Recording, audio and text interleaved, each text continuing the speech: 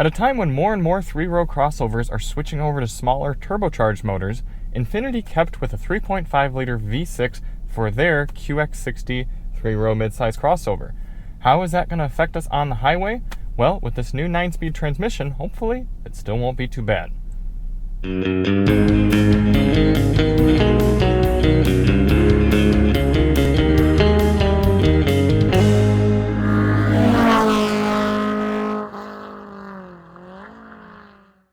Hey everybody, it's Charlie from Daily Motor. Today we've got the real-world highway fuel economy test of the 2022 Infiniti QX60.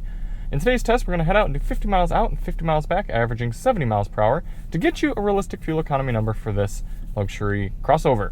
Before we get started, let's hop out and take a look at it. This thing is quite nice looking, I gotta say, from this nice chocolate brown, sort of peanut buttery-ish quilted leather interior to this, what they call warm titanium exterior. I also think it looks quite good in the dark blue color they make, but this one probably appealed to certain people, that two-tone black roof. We did get a chance to review the Bose audio system in this a little while back, but now we're going to be doing a members-only test of it here, so if you want to see that, check the link in the description, and we'll have a DM test drive as well, which will be pretty interesting because Chris and I actually spent 800 miles in this car, driving it to Wisconsin and back. So, got plenty of seat time, a lot of thoughts and observations, so if you want to see all that, check the links in the description. And why do we do this test? Well, the EPA's highway fuel economy test, which gives this QX60 25 miles per gallon, getting all my numbers and acronyms and everything mixed up. That test only averages 48 miles per hour. We know there are people who spend lots of miles on the highway and would like to know what sort of numbers you can realistically expect cruising at higher speeds in the real world. In order to do that, we're going to head over to the gas station here, fill up, go out and do 100 miles, come back, fill up at the same pump using the same 3-click fueling method, and get a result.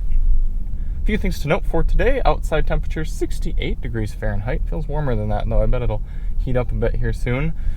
Tire pressures have been set to their door placard 35 psi cold, and we're going to run the climate control at 73 degrees auto. Now yes, this will use the air conditioner, but that's how people would travel in the real world, and without it, we would roast. Now, because of the high fuel costs at the Shell gas station, we're trying not to use that one anymore. We're sticking to this Kroger, even though it's quite a bit busier. It still fits our route well and quite a bit cheaper. So maybe not quite as much talking outside the car, but should help us continue to do these tests.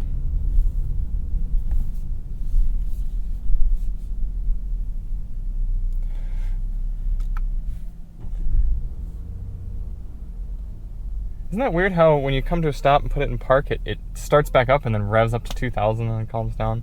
Very strange. Anyway, let's hop out and fill it up.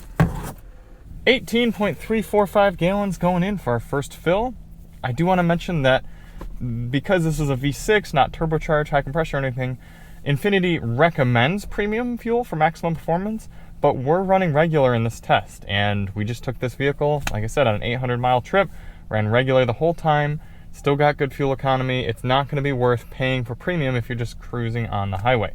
So we're running regular. Before we actually start the engine, we're going to reset our GPS and the car's trip computer. And we're ready to begin.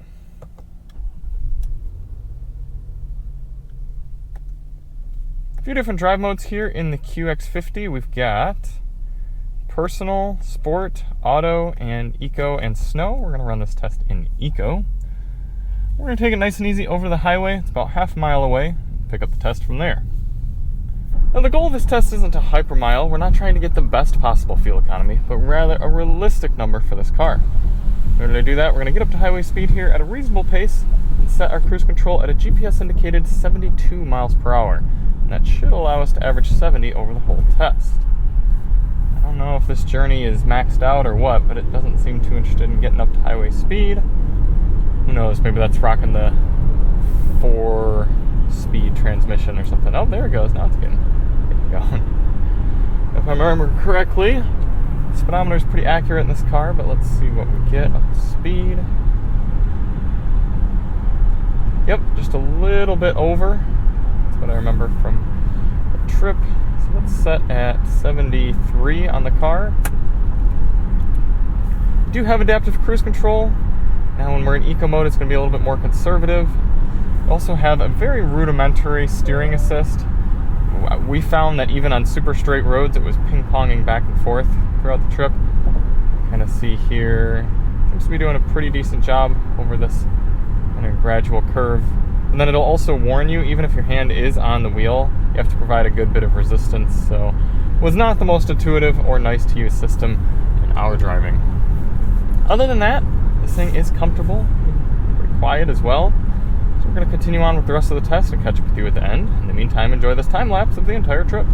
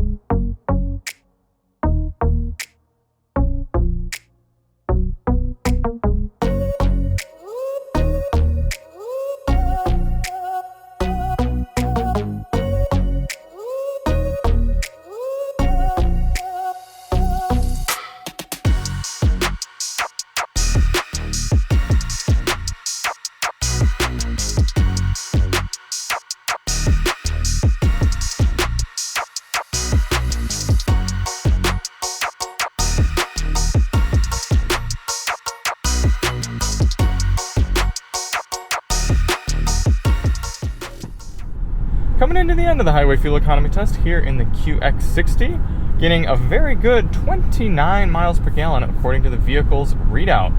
That is quite a bit better than that 25 EPA and really not bad at all for naturally aspirated V6 motor powering an SUV with 3 rows.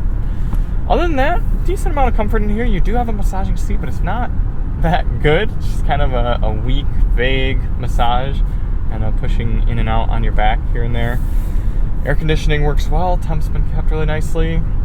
I've had the steering assist off for most of the trip. Feels more natural that way. And overall, not a bad place to be. I'm thinking about this price point, 60 grand or so. You could probably do a little bit better, but you could also do worse. So let's get back to the pump, fill this thing up, and see what sort of numbers we get.